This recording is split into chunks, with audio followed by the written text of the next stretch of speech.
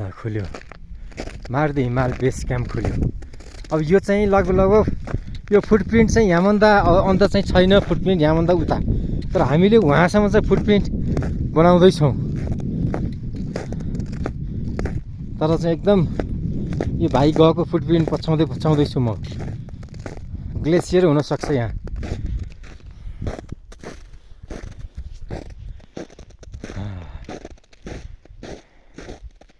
आवाज चाहिँ गम गम ग्राम ग्राम आवाज आइरहेछ।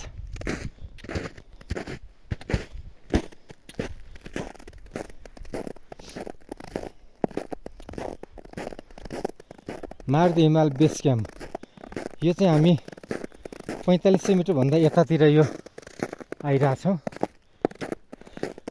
यो फुटप्रिन्ट छोड्नको लागि।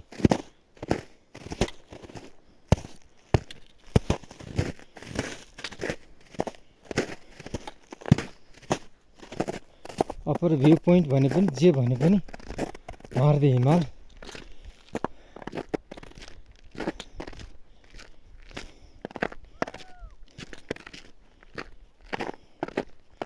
अब फर्किनुपर्छ, किनभने डेस्टिनेसन रिटर्निङ डेस्टिनेसन टाढा छ।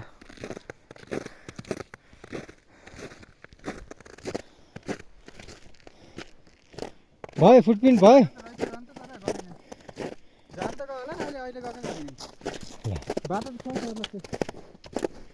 होइन यहाँभन्दा उता जा गइँदैन।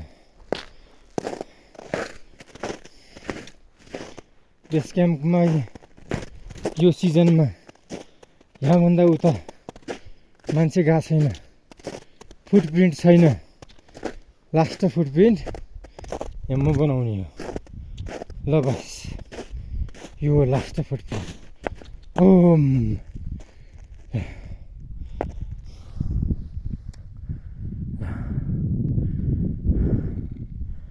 हामी फर्किन्छौँ।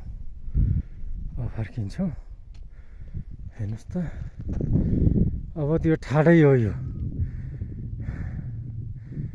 अब यहाँ चाहिँ रक क्लाइम्बिङ बाहेकहरू केही छैन, केही छैन। ल रिटर्न यहाँबाट त फुटप्रिन्ट पनि छैन, फुटप्रिन्ट पनि छैन। खोइ छ त, कतै छैन फुटप्रिन्ट।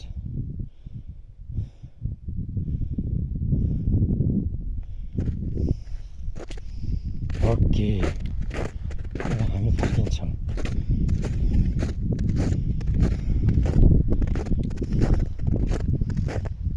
साथीहरू फोटो खिच्दैछन्, फोटो पनि खिच्नु पऱ्यो। अब दिल्ली दाइले अलि हिँड्न अल्छी गर्नुभयो, नै त भने आखिरीमा कुरो त उयो आयो, सोलो ट्रेकिङमै कुरो आयो। बेस क्याम्पसम्मको उतातिर चाहिँ जस्तो भए पनि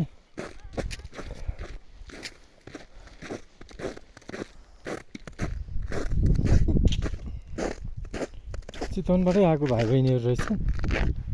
जस यिनीहरूले गर्दाखेरि चाहिँ बेस क्याम्पसम्म आउने हिम्मत चाहिँ गरियो।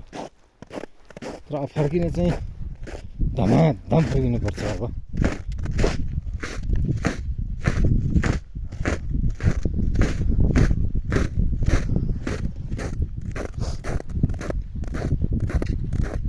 हिजोसम्म त बेकारमा आइएछ जस्तो लागिरहेको थियो। आज चाहिँ हिजोको मेहनत परिश्रम सफल भयो जस्तो लागिरहेको थियो यो मौसमले गर्दा। तल मौसम चाहिँ एकदमै धुम्मिएको छ पक्कै। माथि खुल्छ भन्थे, नभन्दै माथि खुल्यो।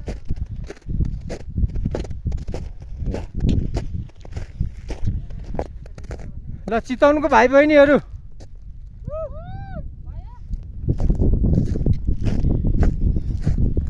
जहाँ गए पनि चितवनले छोड्दैन, कुनै पनि हालतमा छोड्दैन। यो भने स्टनिङ भ्यू भनेको यो चितवने त चितवनले कहीँ छोड्दैन, छोड्नेवालै छैन नि। बेस क्याम्पमा अरू कोही आएको छैन। आज यो चितवने बाहेक कोही आएको छ त? बस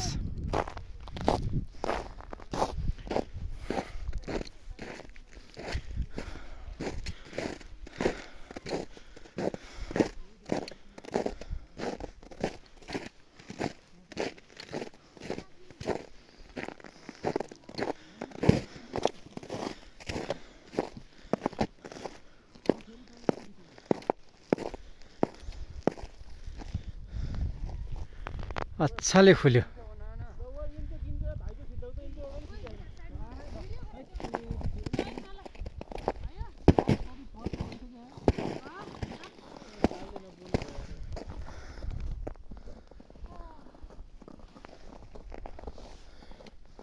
बहिनी धेरै उता नजाऊ है।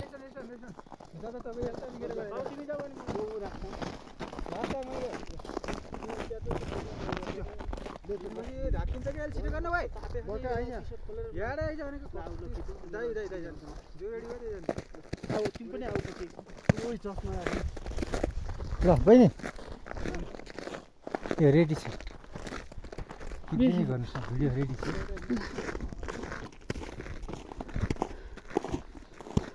यो हो नि होइन यो हो नि अब यहाँ त अब यति भइसकेपछि त पुरा पैसा असुल भयो क्या।